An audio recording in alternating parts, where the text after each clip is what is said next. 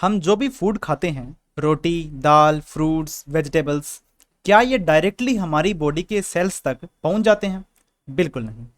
Food में present carbohydrates, proteins and fats इतने complex होते हैं कि बॉडी उन्हें डायरेक्टली एब्जॉर्ब नहीं कर सकती।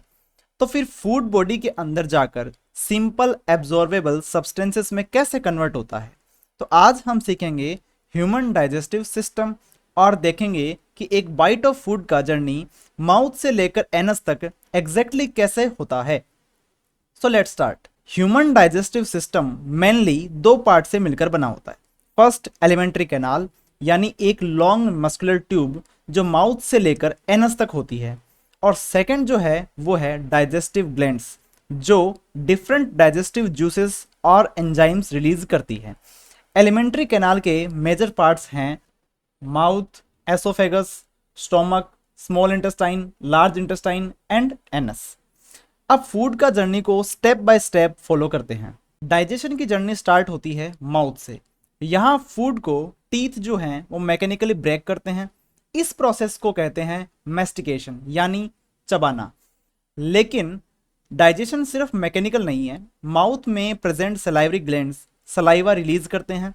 सलाइवा में एक इंपॉर्टेंट एंजाइम होता है जिसको बोलते हैं सलाइवरी एमाइलेज, जिसे टाइलिन भी कहा जाता है।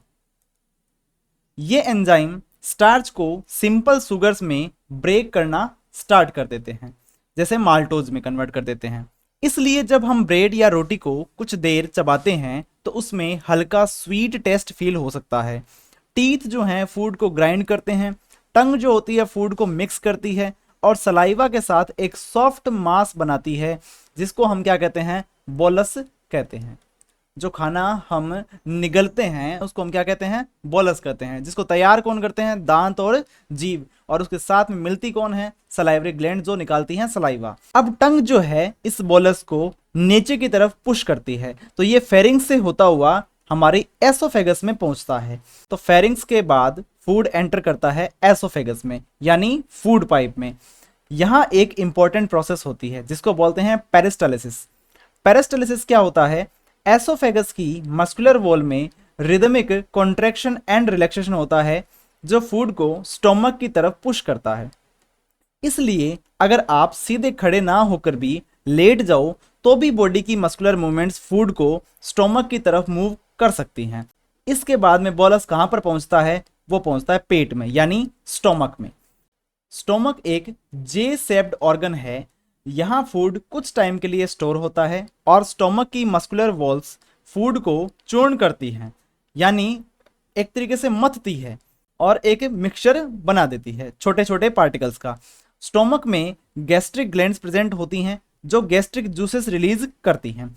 गैस्ट्रिक जूसेस में mainly hydrochloric acid, pepsin and mucus होता है।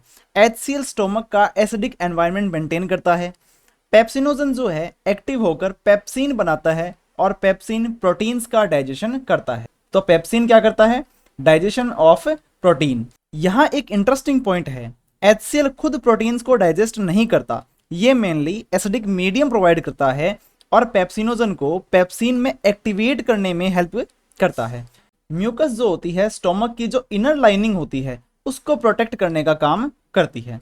स्टोमक में पार्शियली डाइजेस्टेड फूड जो होता है एक सेमी लिक्विड फॉर्म में कन्वर्ट हो जाता है, जिसे हम क्या कहते हैं? जिसे हम कहते हैं काइम।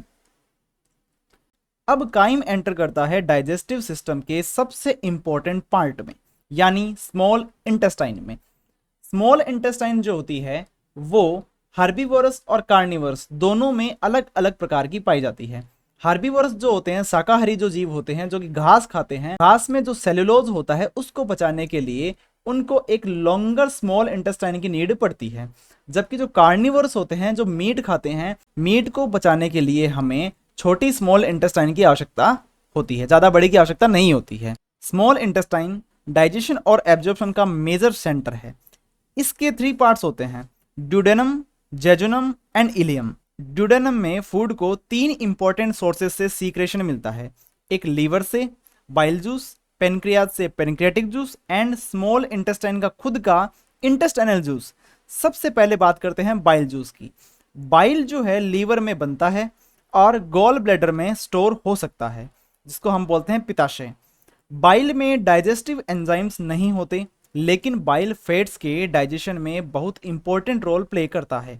ये लार्ज फैट ग्लोब्यूल्स को टाइनी ड्रॉपलेट्स में ब्रेक करता है और इस प्रोसेस को हम क्या कहते हैं, इमल्सिफिकेशन ऑफ फैट्स कहते हैं। अब आते हैं पैनक्रियाटिक जूस पर। पैनक्रियाज से डिफरेंट एंजाइम्स रिलीज होते हैं जो कार्बोहाइड्रेट्स, प्रोटीन्स एंड फैट्स के डाइजेशन में हेल्प करते हैं। फॉर एग्जाम्पल ट्रिप्सिन जो होता है वो प्रोटीन्स का डाइजेशन में हेल्प करता है, लाइपेज जो होता है वो फैट्स के डाइजेशन में हेल्प करता है। इसको आप याद भी कर सकते हो, जैसे लाइपेज है, लाइपेज में क्या आ रहा है, LIP आ रहा है, LIP से मतलब है लिपिड से, और लिपिड क्या होती है, वसा होती है, फैट होती है। फैट का पाचन करने के लिए हमें किस एंजाइम की आवश्यकता पड़ती है, लाइपेज की आवश्यकता पड़ती है। अब स्मॉल इंटेस्टाइन में इंटेस्टाइनल जूस भी रिलीज होता है जो डाइजेशन को कंप्लीट करने में हेल्प करता है। फाइनली कार्बोहाइड्रेट कन्वर्ट होते हैं सिंपल शुगर्स में, जैसे ग्लूकोज हो गया, प्रोटीन्स कन्वर्ट होते हैं एमिनो एसिड्स में, और फैट्स कन्वर्ट होते हैं फैटी एसिड्स एंड ग्लिसरॉल में। अब क्वेश्चन है कि ये न्यूट्रिएंट्स जो हैं वो बॉडी में एब्जॉर्ब कैसे होंगे। एब्जॉर्ब होते समय स्मॉल इंटेस्टाइन की इनर वॉल पर फिंगर लाइक प्रोजेक्शन होती हैं, जिन्हें हम क्या कहते हैं, विली कहते हैं। विली का मेन फंक्शन है absorption of digested food. Villi की सरफेस पर न्यूमरस ब्लड कैपिलरीज प्रेजेंट होती हैं। डाइजेस्टेड न्यूट्रिएंट्स यहाँ से ब्लड में एब्जॉर्ब हो जाते हैं और फिर बॉडी के डिफरेंट टिश्यूज तक ट्रांसपोर्ट होते हैं। फैट्स के एब्जॉर्प्शन में लेक्टियल्स जो लिम्फेटिक वेसल्स होती हैं इंपॉर्टेंट रोल प्ले करती हैं। हमें क्या याद रखना है कि स्मॉल इंटेस्टाइन में कंप्लीट डाइजेशन हो जाता है और उसका जो मैक्सिमम एब्जॉर्प्शन होता है वो कहाँ पर हो जाता है, स्मॉल इंटेस्टाइन में हो जाता है, छोटी आंत में हो जाता है। ये ह्यूमन डाइजेस्टिव सिस्टम का one of the most important point है। अब जो अनडाइजेस्टेड मटेरियल बच गया है वो मूव करता है लार्ज इंटेस्टाइन की तरफ। लार्ज इंटेस्टाइन में मेनली वाटर और सम इलेक्ट्रोलाइट्स का क्या होता है, एब्जॉर्प्शन होता है। इसके बाद वेस्ट मटेरियल जो है वो ग्रेजुअली मोर सॉलिड फॉर्म में कन्वर्ट होता है और रेक्टम में टेम्परली स्टोर होता है। फाइनली वेस्ट जो है वो बॉडी से NS के थ्रू बाहर निकाल दिया जाता है और इस प्रोसेस को कहते हैं डिफिकेशन या एलिमिनेशन। अब एक बार डाइजेस्टिव सिस्टम के एक्सेसरी ऑर्गन्स को क्विकली रिवाइज करते हैं। माउथ जो होता है उसमें सलाइवरी ग्लैंड्स होती हैं और ये किस एंजाइम को निकालती हैं, सलाइवरी एमाइलेज को, जो कि क्या करता है, इस स्टार्च को सिंपल शुगर्स में कन्वर्ट करता है। स्टोमक जो होता है उसमें गैस्ट्रिक ग्लैंड्स होती हैं जो कि पेप्सिन, HCl और म्यूकस को रिलीज करती हैं। HCl जो होता है वो एसिडिक मीडियम क्रिएट करता है जो कि पेप्सिन को हेल्प करता है प्रोटीन्स के पाचन में।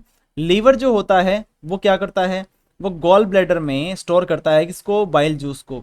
अब ये जो बाइल जूस होता है वो एल्कलाइन मीडियम बनाता है और फैट्स के जो ग्लोब्यूल्स होते हैं उनका इमल्सिफिकेशन करता है। पेनक्रियाज जो होती है, अग्नाशय, उसमें ट्रिप्सिन और लाइपेज दो एंजाइम पाए जाते हैं। ट्रिप्सिन जो होता है वो प्रोटीन्स का डाइजेशन करता है और लाइपेज जो होता है वो फैट्स का डाइजेशन करता है।